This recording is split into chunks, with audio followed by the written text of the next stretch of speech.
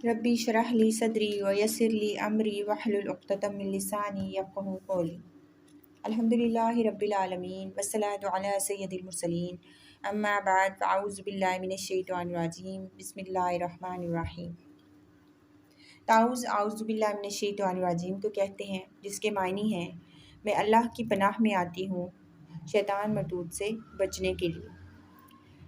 तिलावत से पहले आऊज़ु बिल्लाहि मिनश शैतानिर रजीम पढ़ना सुन्नत है। इब्लीस अल्लाह के बंदों के रास्ते में बहुत बड़ी रुकावट है। जब इंसान इबादत की नीयत करता है तो शैतान वसवसे डालता है, लेकिन जब आप शैतान मरदूद से अल्लाह की पनाह मांगते हैं तो अल्लाह ताला आपको इन रुकावटों से निजात देता है और कुरान करीम की किरत को जारी रखने और इसमें तदब्बुर की तौफीक अता फरमाता है। इसलिए तिलावत का आगाज़ करने से पहले वज़ू के बाद ताऊज़ पढ़ लेना चाहिए। ये कुरान मजीद का अदब भी है। कुरान मजीद में अल्लाह ताला फरमाते हैं फ़इज़ा क़रअतल क़ुरआन फ़स्तइज़ बिल्लाहि मिनश शैतानिर रजीम। चुनांचे जब तुम कुरान पढ़ने लगो तो शैतान मरदूद से अल्लाह की पनाह मांग लिया करो। तस्मिया बिस्मिल्लाहिर्रहमानिर्रहीम को कहते हैं जिसके मायने हैं शुरू अल्लाह के नाम से जो बड़ा मेहरबान रहम करने वाला है। हदीस का मफ़हूम है कि रसूलुल्लाह सल्लल्लाहु अलैहि वसल्लम ने फरमाया जब तुम सूरत फातिहा पढ़ो तो तस्मिया पढ़ लिया करो, क्योंकि ये सूरत उम्मुल कुरान है, उम्मुल किताब है और अल्लाह का नाम लेना हिफाजत का बाइस है। जिस काम के आगाज़ में बिस्मिल्लाह पढ़ी जाए इसमें बरकत होती है। हर जायज़ काम बिस्मिल्लाह से शुरू करना मुस्तहब है। रसूलुल्लाह सल्लल्लाहु अलैहि वसल्लम ने फरमाया तुम अल्लाह का नाम लेकर दरवाज़ा बंद किया करो, शैतान वो दरवाज़ा नहीं खोल सकता जो अल्लाह का नाम लेकर बंद किया जाए। सूरत फातिहा। फातिहा के क्या मायने हैं? फातिहा के मायने हैं आगाज़ करना, इब्तिदा करना। इस सूरत को ये नाम इसलिए दिया गया है क्योंकि इससे कुरान पाक का आगाज़ हो रहा है और ये कुरान पाक के मज़ामीन को खोल कर बयान करने वाली सूरत है।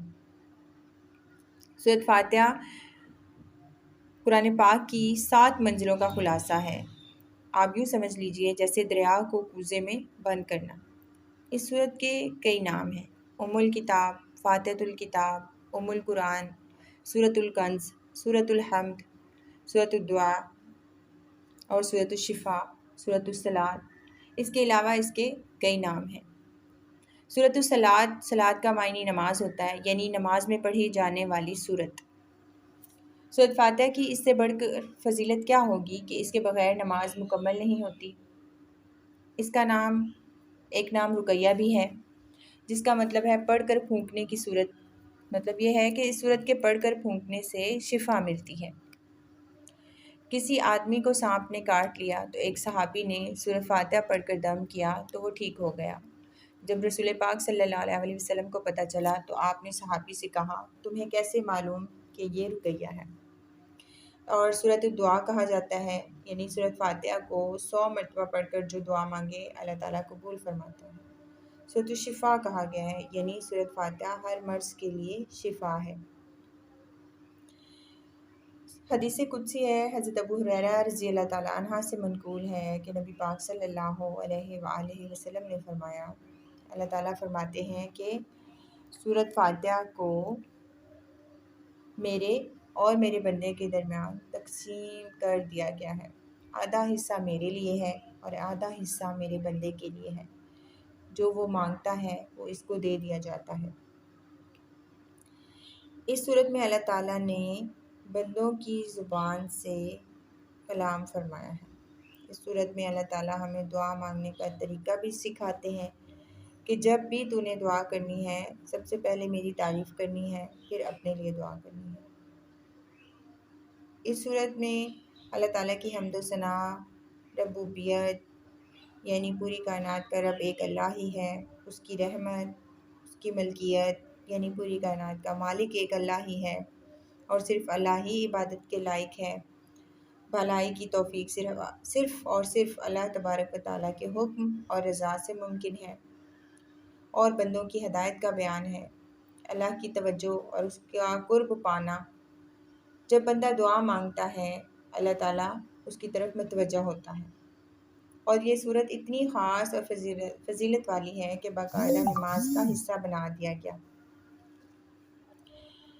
اس میں مدد طلب کرنا، ہدایت کی طلب حاصل کرنا، اس صورت میں آداب دعا سکھائے گئے ہیں، صالحین کے حال سے موافقت کہ یا اللہ ہمیں اپنے صالح اور نیک بندوں جیسا بنا، ان کے بتائے ہوئے طریقوں سنتوں پر عمل پیرا ہونے والا بنا، گمراہوں سے اجتناب یعنی بھٹکے ہوئے گمراہ لوگوں سے دور رہنے کی دعا ہے کہ اللہ ہمیں نافرمانوں سے نہ کرنا، دنیا کی زندگی کا خاتمہ یعنی جزا اور روز جزا کا تفصیل سے بیان ہے۔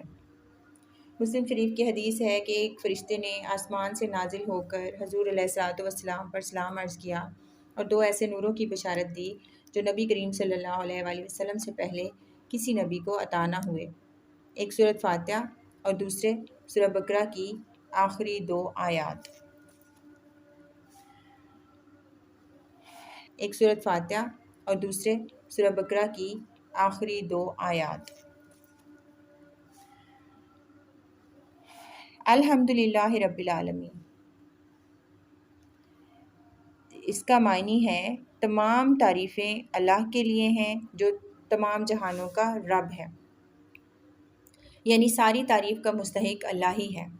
اللہ کا لفظ الہ سے ہے جس کا مطلب ہے ایسی ہستی جس کی تعریف کی جائے، جس سے محبت کی جائے، جس کی تعظیم کی جائے، یعنی کہ پہلی ہی آیت میں ہر طرح کے شرک کی نفی کر دی گئی ہے، یعنی ہر قسم کی تعریف صرف اللہ ہی کے لیے ہے، کیونکہ ہر چیز کو بنانے والی ذات اللہ تعالیٰ ہی کی ہے، تو ہر طرح کی تعریف کا حقدار بھی اللہ ہی ہے۔ اور شکر کے اظہار کے لیے الحمد سے بڑھ کر کلمہ کوئی نہیں ہے۔ الحمدللہ کہنا سب سے افضل شکر ہے، اور قیامت کے دن وہ لوگ سب سے افضل ہوں گے جنہوں نے سب سے زیادہ اللہ کی تعریف کی ہوگی۔ حدیث پاک میں آتا ہے رسول اللہ صلی اللہ علیہ وآلہ وسلم نے فرمایا، جس نے بغیر کسی وجہ کے الحمدللہ رب العالمین کہہ دیا اس کے لیے 30 نیکیاں ہیں، کیونکہ یہ اس ذات کی تعریف ہے جو ہمارا رب ہے، اور رب کہتے ہیں پالنے والے کو، جبکہ خالق کا معنی ہے پیدا کرنے والا۔ اللہ تعالیٰ نے اپنا جو نام سب سے پہلے متعارف کروایا وہ رب ہے۔ العالمین تمام جہانوں کا رب، عالم سے مراد تمام جاندار مخلوقات ہیں، جیسے انسان، حیوانات، جنات، ملائکہ، سب کو پالنے والا رب ہے۔ سب کی تدبیریں بھی وہی کرتا ہے، سب کا مالک بھی وہی ہے، اور سب نے اسی کی طرف لوٹ کر جانا ہے، اور سب کی ضروریات کو پورا کرنے والی ذات بھی اللہ تعالیٰ ہی کی ہے۔ جیسا کہ حضرت ابراہیم علیہ السلام نے فرمایا، وہ ذات جس نے مجھے پیدا کیا وہ مجھے راستہ دکھاتا ہے، وہ مجھے کھلاتا پلاتا ہے، جب میں بیمار ہوتا ہوں تو مجھے وہی شفا دیتا ہے، اور جو مجھے موت دے گا پھر زندہ کرے گا، یعنی اسی کی طرف لوٹ کر جانا ہے۔ لہٰذا جب بھی کوئی اچھی چیز دیکھیں تو اس ذات کی تعریف کریں کہ اللہ نے یہ چیز کتنی پیاری تخلیق کی ہے۔ چرند پرند سب کو پالنے والی ذات اللہ تعالیٰ ہی کی ہے، اس لیے ہمیں اس ذات کی تعریف بیان کرتے رہنا چاہیے۔ نیکسٹ آیت ہے الرحمن الرحیم۔ الرحمن جو بہت مہربان، الرحیم رحم کرنے والا ہے۔ الرحمن اللہ تعالیٰ کی اس صفت میں رحمت اللہ عام اور رحیم صفت میں رحمت اللہ خاص ہے، جو مومنوں کے لیے قیامت کے دن ہوگی۔ یہ اللہ تعالیٰ کی رحمت ہے جو ہمارے اتنے گناہوں کے باوجود رزق دیتا ہے۔ اس آیت میں اللہ تعالیٰ کی دو صفات کا ذکر ہے، اور دونوں کے معنی ایک ہی ہیں۔ مہربان صفت دنیا کے لیے ہے، اور نہایت رحم کرنے والا آخرت کے مسلمانوں کے لیے ہے۔ حدیث شریف میں آتا ہے اللہ تعالیٰ کی یہ صفت نہ ہوتی تو اللہ تعالیٰ کافر کو ایک گھونٹ پانی بھی نہ دیتے۔ ایک اور حدیث شریف میں ہے اللہ تعالیٰ کی یہ صفت نہایت رحم کرنے والا روز محشر اپنے عروج پر ہوگی۔ بہت سے ایسے لوگ جن کے اعمال ایسے نہیں ہوں گے کہ وہ جنت میں جائیں، اللہ تعالیٰ اپنی اس صفت کی وجہ سے انہیں پکڑ پکڑ کر جنت میں ڈالیں گے۔ رحمان یعنی جس کی رحمت بہت زیادہ وسیع ہو، یعنی اللہ کی رحمت کا فائدہ سب کو پہنچتا ہے، خواہ وہ چرند ہو، پرند ہو، انسان ہو، اور وہ لوگ بھی جو کافر ہیں، جو اللہ تعالیٰ کی ذات کا انکار کرتے ہیں، نعوذ باللہ۔ اللہ تعالیٰ انہیں بھی رزق دے رہا ہے، انہیں تمام آسائشیں بھی میسر ہیں۔ اللہ تعالیٰ کی نعمتیں کافروں اور مشرکین منافقین سب کے لیے ہیں۔ اللہ تعالیٰ کو فرق نہیں پڑتا کہ وہ کلمہ گو ہیں یا نہیں، اللہ تعالیٰ رزق تو انہیں بھی دے رہا ہے۔ لیکن الرحیم صرف یعنی رحمت والا، یعنی ایسی ذات جو کہ آخرت میں اللہ تعالیٰ اپنا جلال دکھائیں گے۔ اللہ تعالیٰ دنیا میں تو کافر کو عزت مقام مرتبہ دیتا ہے، مگر کافر کے لیے آخرت میں کوئی حصہ نہیں ہے، اس کا ٹھکانہ جہنم ہی ہے۔ اللہ تعالیٰ کے رحیم ہونے کی ایک دلیل یہ بھی ہے کہ گناہ گاروں کو پکڑ پکڑ کر جنت میں ڈالیں گے۔ 2 اشخاص کا واقعہ میں بیان کرتی ہوں۔ 2 شخص جہنمی ہوں گے، ان سے سوال و جواب کے بعد اللہ تعالیٰ انہیں جہنم میں ڈالنے کا حکم دیں گے۔ ایک شخص بھاگ کر جہنم میں جانے لگے گا اور دوسرا شخص ٹھہر کر مڑ مڑ کر دیکھ رہا ہوگا۔ ایک موقع پر اللہ تعالیٰ انہیں رکنے کا حکم فرمائیں گے۔ اللہ تعالیٰ پوچھیں گے کہ تم کیوں تیزی سے بھاگ رہے تھے؟ تو وہ شخص کہے گا کہ یا اللہ، دنیا میں تو تیری نہیں سنی، اب آخرت میں ہی سن لوں۔ اللہ تعالیٰ دوسرے شخص سے دریافت کریں گے کہ تم کیوں مڑ مڑ کر دیکھ رہے تھے؟ تو وہ کہے گا اللہ، میں نے تیرے بندوں سے سنا تھا کہ تو بہت محبت کرنے والا ہے، کہ ہو سکتا ہے اللہ مجھے بخش دے۔ تو اللہ تعالیٰ نے اپنی رحمت سے دونوں کو جنت میں جانے کا حکم دے گا۔ اللہ تعالیٰ اپنی اس صفت سے گناہ گاروں کو بخشیں گے اور انہیں جنت میں داخل کریں گے۔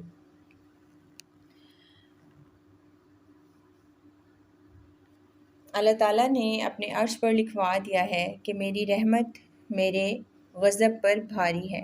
سبحان اللہ۔ نیکسٹ آیت ہے مالکی یوم الدین۔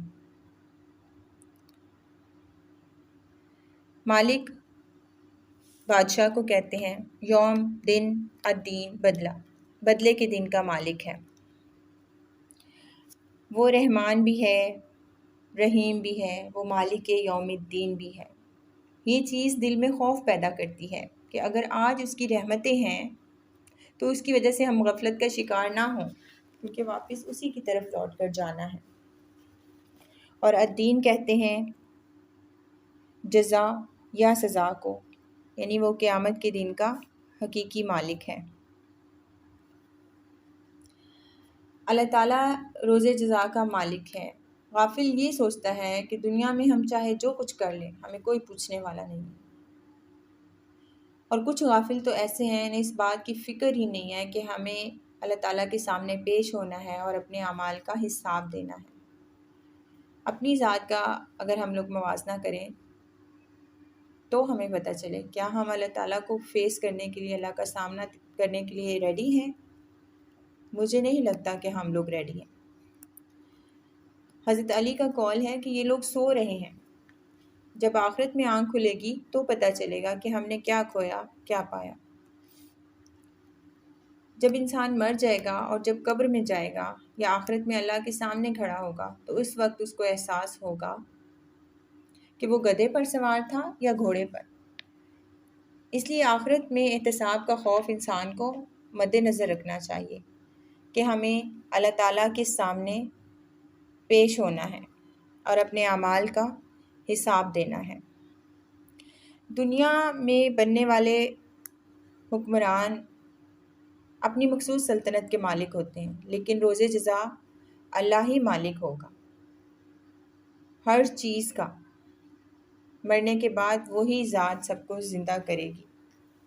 اور یوم جزا یعنی کہ اس دنیا میں بھی مکافات، جزائے اعمال کا سلسلہ جاری رہتا ہے، مگر اس جزا کا مکمل ظہور چونکہ قیامت کے دن ہوگا، اس لیے قیامت کے دن کو خاص طور پر روز جزا یعنی یوم الدین کہا گیا ہے۔ نیکسٹ آیت ہے ایاک نعبد، ہم تیری ہی عبادت کرتے ہیں، و ایاک نستعین، اور صرف تیری ہی مدد چاہتے ہیں۔ اس کا مطلب یہ ہے اے اللہ، ہم صرف تیری ہی عبادت کرتے ہیں اور تجھی سے مدد چاہتے ہیں۔ عبادت کیا ہے؟ جس چیز کو اللہ تعالیٰ پسند فرماتا ہے وہ عبادت ہے۔ مثلاً آپ کسی کی طرف مسکرا کر دیکھتے ہیں، کسی بھوکے کو کھانا کھلاتے ہیں، کسی بیمار کی عیادت کرتے ہیں، کسی کی رہنمائی کرتے ہیں، یہ سب کام عبادت میں آ جاتے ہیں۔ عبادت میں اقوال اور اعمال دونوں شامل ہیں، یعنی دل کے اعمال کا نام بھی عبادت ہے۔ اللہ تعالیٰ سے محبت کرنا، اس کا خوف رکھنا، اس پر توکل کرنا، یہ سب بھی عبادت میں آ جاتے ہیں۔ اور عبادت بندوں پر اللہ کا حق ہے۔ اگر ہم اس کی عبادت کرتے ہیں تو ہم اپنی ضرورتیں بھی اس کے سامنے رکھتے ہیں، اسی سے مدد طلب کرتے ہیں۔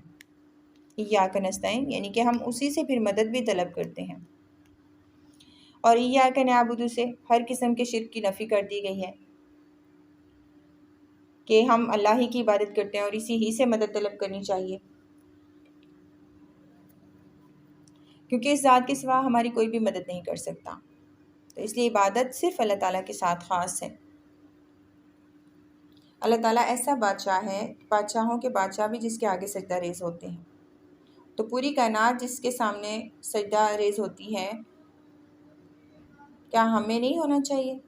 We confess that، ہم یہ تسلیم کرتے ہیں we are nothing but Allah is great۔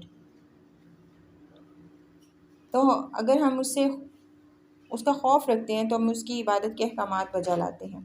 اگر ہم اللہ کے آگے جھکنا چھوڑ دیں یا اس سے مانگنا چھوڑ دیں تو ہم ذرا برابر بھی نہیں۔ اللہ تعالیٰ ہم سب کو اپنی عبادت کرنے اور اپنے نبی کی اطاعت کرنے اور دین اسلام پر چلنے کی توفیق عطا فرمائے۔ نیکسٹ آیت ہے اہدنا الصراط المستقیم۔ اہدنا ہمیں ہدایت دے، الصراط راستے کی، مستقیم سیدھا، یعنی اے اللہ ہمیں سیدھے راستے پر چلا یا سیدھے راستے کی طرف ہدایت دے۔ یہ بھی ایک دعا ہے، سب سے بہترین دعا اللہ کے حضور سیدھے راستے کی ہے۔ جو لوگ پہلے ہی ہدایت پر ہیں ان کے لیے اس دعا کا مقصد اور زیادہ ہدایت کا حصول اور ہدایت میں ثابت قدمی ہے۔ اور ہدایت دو طرح کی ہوتی ہے، ہدایت ارشاد مطلب ہدایت کا علم، اور اے اللہ ہمیں علم عطا کر ہماری رہنمائی کر۔ دوسرا ہے ہدایت توفیق، جو علم حاصل کر لیا اس پر عمل کی توفیق عطا فرما۔ ہر راستہ صراط نہیں ہوتا، صراط راستہ وہ راستہ ہوتا ہے جو متقین کے لیے ہے، جو منزل تک پہنچائے گا، یعنی جنت میں لے جانے والا راستہ، ایسا راستہ جو اللہ سے ملاتا ہے۔ اور سب سے بڑی ہدایت جو ہے وہ دین کی ہدایت ہے، جو اللہ تعالیٰ کے برگزیدہ پیغمبروں کے ذریعے نازل ہوئی، اور سب سے بڑھ کر انبیاء کا اسوہ حسنہ ہے۔ اور دنیا کی سب سے بڑی کامیابی یہی ہے کہ اللہ تعالیٰ ہمیں سیدھی راہ پر چلا دے۔ اور صراط مستقیم ہے قرآن پاک، اس کو سیکھنا، اس پر عمل کرنا۔ اگر سیدھی راہ پر چلنا ہے تو ہمیں قرآن پاک کو تھامنا ہوگا، اس کے احکامات پر عمل کرنا ہوں گے۔ دین اسلام ہی دراصل صراط مستقیم ہے، اور صراط مستقیم ہی دراصل اسلام ہے۔ یہ دونوں چیزیں لازم و ملزم ہیں۔ مسلمان وہ ہے جو صراط مستقیم پر چلتا ہے۔ یہ ایک ایسا سفر ہے جس میں ہمیں واپس اللہ تعالیٰ کی طرف لوٹنا ہے۔ ہمارے پیدا ہوتے ہی ہمارا کاؤنٹ ڈاؤن شروع ہو جاتا ہے۔ تو کچھ لوگ صراط مستقیم پر چلتے ہیں اور کچھ اس سے ہٹ جاتے ہیں۔ تو ایسے لوگ جو صراط مستقیم سے ہٹ جاتے ہیں وہ دین اسلام کے قائل نہیں ہوتے، جبکہ اللہ تعالیٰ کو دین اسلام پسند ہے۔ حضرت محمد صلی اللہ علیہ وآلہ وسلم اور دیگر انبیاء نے دین اسلام کا پرچار کیا۔ اللہ تعالیٰ نے دو راستے انسان کے سامنے رکھ دیے ہیں، ایک صراط مستقیم جو رحمان کی طرف جاتا ہے، اور دوسرا شیطان کا راستہ جس پر چل کر آپ دین اسلام سے ہٹ جاتے ہیں۔ صراط مستقیم آپ کو جنت میں لے جائے گا، جبکہ شیطان آپ کو ڈسٹریکٹ کر کے جہنم کی طرف لے جائے گا۔ صراط مستقیم پر چل کر آپ اللہ تعالیٰ تک پہنچ سکتے ہیں، نبی پاک صلی اللہ علیہ وآلہ وسلم تک پہنچ سکتے ہیں، جنت میں مقام پا سکتے ہیں۔ حضرت آدم علیہ السلام کو ابلیس نے سجدہ کرنے سے انکار کر دیا تھا، اللہ تعالیٰ نے اس کو مردود کر دیا، اس کو لعین قرار دیا۔ اس نے کہا کہ یا اللہ میں تیرے بندوں کو بہکاؤں گا، تو اللہ نے فرمایا جو میرے بندے ہوں گے وہ صراط مستقیم پر چلیں گے، اور جو تمہاری پیروی کریں گے انہیں میں جہنم میں ڈال دوں گا۔ اس لیے صراط مستقیم بہت اہم ہے، کیونکہ تمام انبیاء صراط مستقیم یعنی دین حنیف پر ہی تھے۔ اللہ تعالیٰ فرماتے ہیں کہ میرا بندہ چاہے میرے ہاں چل کر آئے، دوڑ کر آئے، چاہے رینگ کر آئے، لیکن جب آئے تو صراط مستقیم پر ہو۔ تو اس لیے خاتمہ ایمان بالخیر کی دعا کرتے رہنا چاہیے۔ اس لیے جو دین اسلام پر ہوگا اللہ تعالیٰ اسے قبول کریں گے، اور جو نہیں ہوگا اسے قبول نہیں کریں گے۔ اس لیے ہمیں صراط مستقیم پر چلنے کی پوری کوشش کرنی چاہیے، اور اللہ تعالیٰ سے راہ حق پر رہنے کی دعا بھی کرتے رہنا چاہیے۔ نیکسٹ آیت ہے صراط الذین، راستہ ان لوگوں کا، انعمت علیہم، جن پر تو نے انعام کیا۔ اب یہ کون سا راستہ ہے جن پر اللہ تعالیٰ نے انعام کیا؟ ان میں خلفائے راشدین، حضرت ابوبکر، حضرت عمر، حضرت عثمان غنی، حضرت علی، صحابہ کرام کو دنیا میں ہی اللہ تعالیٰ نے جنت کی بشارت دے دی تھی۔ تو ہمیں ان لوگوں کو فالو کرنا چاہیے جن پر اللہ تعالیٰ نے انعامات کیے ہیں۔ جو اللہ تعالیٰ اور اس کے رسول کی پیروی کریں گے تو اللہ تعالیٰ ان کا شمار صدیقین اور شہداء میں کریں گے، اور جو صراط مستقیم پر نہیں چلیں گے